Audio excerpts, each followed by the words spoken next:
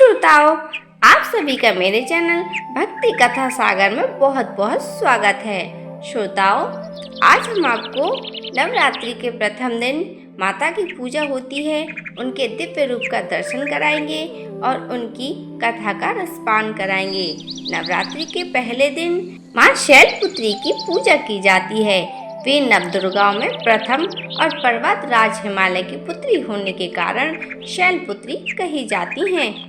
मान्यता के अनुसार वे सती का पुनर्जन्म है और देवी के इस रूप की पूजा से जीवन में स्थिरता और सौभाग्य का वरदान मिलता है। माता का स्वरूप है मस्तक पर अर्धचंद्र, दाएं हाथ में त्रिशूल और बाएं हाथ में कमल का फूल।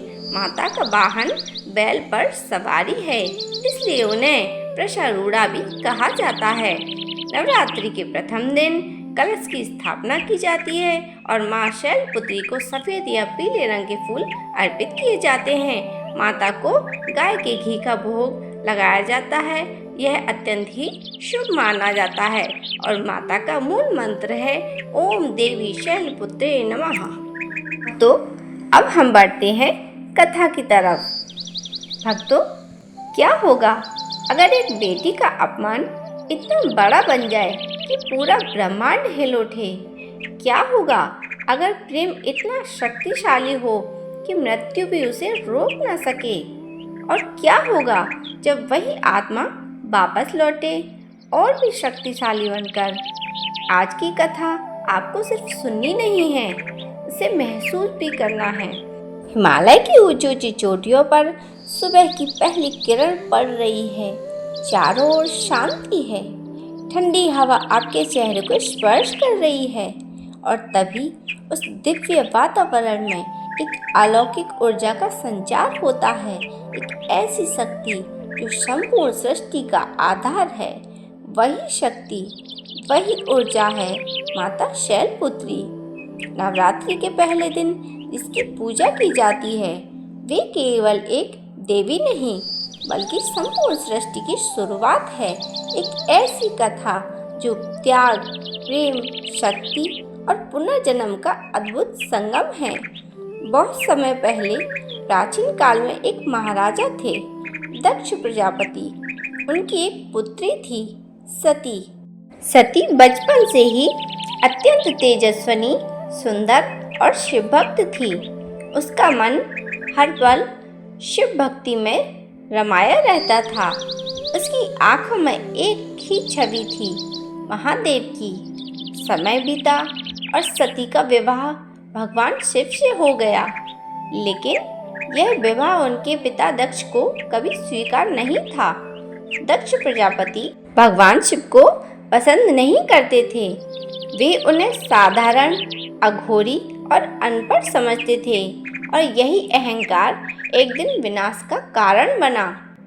एक दिन दक्ष प्रजापति ने एक भव्य यज्ञ का आयोजन किया। सभी देवताओं को आमंत्रण भेजा गया, लेकिन जानबूझकर भगवान शिव और सती को निमंत्रण नहीं दिया गया। जब सती को यह पता चला तो उनका हृदय दुख से भर गया। उन्होंने शिव जी से आग्रह किया, प्रभु, मैं अपने पिता के घर जाना चाहती हूँ।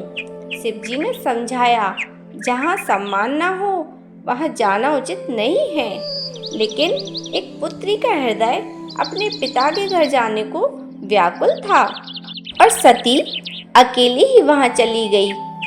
जब सती यज्ञ स्थल पर पहुँची तो उसने देखा उनका स्वागत नहीं किया। उनके पिता ने भी उनको मुड़कर नहीं देखा, उनसे मुंह मोड़ लिया। चारों ओर अपमान, तिरस्कार और शिव जी के लिए अपशब्द, यह सब सहना सती के लिए असहनीय था। उनकी आंखों से आंसू बहने लगे, लेकिन यह आंसू देखकर केवल वे दुखी नहीं थीं, यह आत्मसम्मान भी अग्नि थी। और उसी क्षण माता सती ने खुद को यज्ञ की अग्नि में समर्पित कर दिया। जब यह समाचार भगवान शिव तक पहुंचा तो उनका हृदय शोक और क्रोध से भर उठा। उन्होंने सती के जलते हुए शरीर को उठाया और तांडव करने लगे। पूरा ब्रह्मांड कांप उठा। देवता भयभीत हो गए। तब भगवान विष्णु ने सुदर्शन चक्र से सती के शरीर को खंड खंड कर दिया ताकि शिव का क्रोध शांत हो सके। जहाँ जहाँ सती के अंग गिरे वहाँ शक्तिपीठ बने। माता शैलपुत्री का जन्म होता है इसी कथा में आगे। समय बीतता गया और माता सती ने पुनः जन्म लिया। इस बार वे हिमालय पर्वत के घर में जन्मी, इसलिए उन्हें कहा गया शैलपुत्री। बचपन से ही वे अत्यंत दिव्य और तेजस्विनी थीं। वे हर समय भक्ति में लीन रहती थीं और वो भक्ति भगवान शिव के लिए थी। जैसे जैसे वे बड़ी हुई उनका मन फिर शिव जी को पाने के लिए व्याकुल हो उठा। उन्होंने कठोर तपस्या की। वर्षों तक बिना भोजन किए, बिना जल, केवल एक ही लक्ष्य, भगवान शिव को पुनः अपने पति रूप में प्राप्त करना। उनकी तपस्या इतनी प्रबल थी, देवता भी चकित रह गए और अंततः भगवान शिव ने उनकी भक्ति को स्वीकार किया और माता शैलपुत्री पार्वती के रूप में फिर से शिव से मिल गई। माता शैलपुत्री बैल पर सवार होती हैं। उनके हाथ में त्रिशूल और दूसरे में कमल होता है। माता का स्वरूप अत्यंत शांत और सौम्य शक्तिशाली होता है। वे नवरात्रि के पहले दिन पूजी जाती हैं और उनका आशीर्वाद जीवन में स्थिरता, शक्ति और साहस लाता है। भक्तों, तो यह थी माता शैलपुत्री की कहानी जो प्रेम से भरी हुई थी। उनके अनन्य प्रेम भक्ति के कारण उन्होंने शिव जी को पुनः प्राप्त कर लिया। तो हमें इस कहानी से 4 सीख मिलती हैं। आत्मसम्मान सबसे महत्वपूर्ण होता है। सच्ची भक्ति कभी व्यर्थ नहीं जाती। हर अंत एक नई शुरुआत का संकेत होता है और सच्चा प्रेम जन्म जन्मांतर तक बना रहता है। भक्तों, जब भी आप जीवन में कठिनाइयों से घिर जाएं, जब भी आपको लगे कि सब खत्म हो गया है, तो माता शैलपुत्री को याद करें, क्योंकि वे सिखाती हैं कि हर टूटन के बाद एक नई शक्ति जन्म लेती है, हर अंधकार के बाद एक नई रोशनी आती है और हर अंत एक नई शुरुआत बन जाता है।